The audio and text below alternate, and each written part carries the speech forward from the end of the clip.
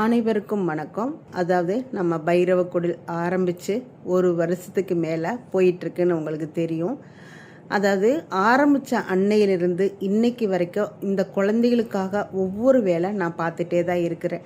அதாவது அதிகமாக பணம் இல்லைனாலும் பணம் கிடைக்கிறப்போ அந்த குழந்தைகளுக்கு என்ன சேஃப்டி வேணுமோ அந்த சேஃப்டியை நான் இப்போ வரைக்கும் பண்ணிட்டு தான் இருக்கிறேன். உங்களுக்கு அப்பப்போ அப்டேட் கொடுத்துட்டு தான் இருக்கிறேன். இப்போ இந்த ஒரு மாதத்துக்கு முன்னாடி ஒரு 90,000 ரூபாய்க்கு ஒரு கொட்டேஷன் வாங்கினேன். ஏன்னா மழை காலம் வர்றப்போ அந்த குழந்தைய கஷ்டப்படுறாங்கன்னு சொல்லிட்டு இந்த கிணல் ஆரம்பித்து மழை வர்றப்போ அந்த தண்ணி பூரா வெளியேற்றுற மாதிரி பண்ணியிருக்கிறேங்க. இப்போ இனிமேல் மழை பெஞ்சால் ஷெட்டுக்குள்ளே தண்ணி நிற்கிறதுக்கு வாய்ப்பு இல்லை. இந்த குழந்தைகளுக்காக என்னென்ன சேஃப்டி பண்ணணுமோ அத்தனை சேஃப்டியும் இப்போ வரைக்கும் நான் பண்ணியாச்சு. அடுத்து நம்ம ஃபவுண்டேஷன் பேரில் தனியாக சர்வீஸ் வாங்குறதுக்கு அப்ளிகேஷன் கொடுத்துருக்குறேன். சர்வீஸ் வாங்கிட்டு ஒரு 8 ஃபேன் மாட்டணும். அதாவது சர்வீஸ் வர்ற வரைக்கும் வெயிட் பண்ண வேண்டியதில்லை. கரண்ட் இப்போ இருக்குது. அதுக்கு இப்போ ஒரு 8 ஃபேன் நம்ம மாட்டியே ஆகணும் அப்படிங்கிற கட்டாயத்தில் இருக்கு. ஏன்னா குழந்தைகள் வெயில் தாக்கம் அதிகமாக இருக்கிறனால நம்ம வெயிலுக்கு தாங்க முடியாத மாதிரி அந்த குழந்தைகளும் பாவம் தானே, வாய் இருந்தால் சொல்லுவாங்க. நம்ம குடில் ரொம்ப அருமையான இடத்துல, அதாவது என்னென்னா தோப்புக்கு உள்ளே போட்டிருக்கனால கொஞ்சம் குழுக்குழுன்னு தான் இருக்குது. இருந்தாலும் வெயில் தாக்கம் அதிகமாக இருக்கு இல்லையா, அதனால நம்ம ஃபேன் மாட்டிடலாம் அப்படின்னு அடுத்த ஸ்டெப்பு ஃபேன் மாட்டணுங்க. இப்போ வரைக்கும் என்னோடய சக்திக்கு மீறி இந்த குழந்தைகளுக்காக நான் எல்லாமே பண்ணியாச்சு.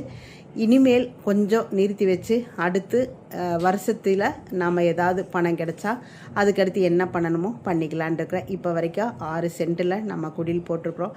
கிட்டத்தட்ட ஒவ்வொரு ஏரியாவும் பிரித்து 8 கதவு வச்சுருக்கிறேன். அதாவது ஒவ்வொரு குட்டியும் இருக்கிற இடத்தையும் நம்ம தனித்தனியாக பார்த்துக்கலாம். அதாவது இந்த குழந்தை அந்த இதுக்கு போகிறது, அந்த குழந்தை இந்த இதுக்கு வர்றது, கடிச்சிக்கிறது, அந்த வேலையே கிடையாதுங்க. அந்த மாதிரி நல்லா அழகாக செட் பண்ணி வச்சுருக்கேன். உங்களுக்கு அப்பப்போ அப்டேட் கொடுத்துட்டு தான் இருக்கிறேன். நீங்கள் பார்த்துட்டு தான் இருக்கிறீங்க. இப்போ வரைக்கும் இந்த குழந்தைகளுக்கான சேஃப்டியெல்லாம் செமையாக பண்ணியாச்சுங்க. நீங்கள் பார்த்தாலே தெரியும். அதே மாதிரி இந்த கமெண்ட்டில் குறை சொல்கிறீங்க இல்லையா, அவங்க கமெண்ட்டில் எனக்கு டைரெக்டாக என்னோட குறைய சொல்லுங்கள். ஏன்னா நான் சேனலில் நம்பர் போடுறேன். அந்த நம்பருக்கு நீங்கள் கால் பண்ணி என்ன குறைன்னு சொன்னீங்கன்னா அந்த குறைகளை நாங்கள் திருத்திக்கிறதுக்கு ரெடி தான். அதை விட்டுட்டு ஒருத்தர் கமெண்ட் பண்ணுறாங்க அப்படின்னா அவங்களுக்கு கீழே போய் நீங்கள் பதில் சொல்கிறது இன்டைரக்டாக தவறான விஷயங்கிறது உங்களுக்கு புரிய மாட்டேங்குது. அதாவது நீங்கள் என்னை குறை சொல்லி உங்களை நீங்களே தரம் தாழ்த்திக்கிறீங்கன்னு தான் சொல்லுவேன். எல்லாரையும் சொல்லலை. ஒரு சிலர் அந்த மாதிரி கமெண்ட் பண்ணுறீங்க. அதாவது வாய்ஸ் நோட் விட்டு கமெண்ட் பண்ணுறது பெருசு இல்லைங்க. ஒரு களத்தில் இறங்கி நான் 10 குட்டியை பார்க்குறேன் அப்படின்னா என் மேலே நீங்கள் வன்மம் வச்சு ஒரு 20 குழந்தையில பார்த்தீங்கன்னா நான் ரொம்ப பெருமைப்படுவேன். கண்டிப்பாக அதை செய்யுங்க. எல்லோரும் செய்யணும் தான் எதிர்பார்க்குறேன்.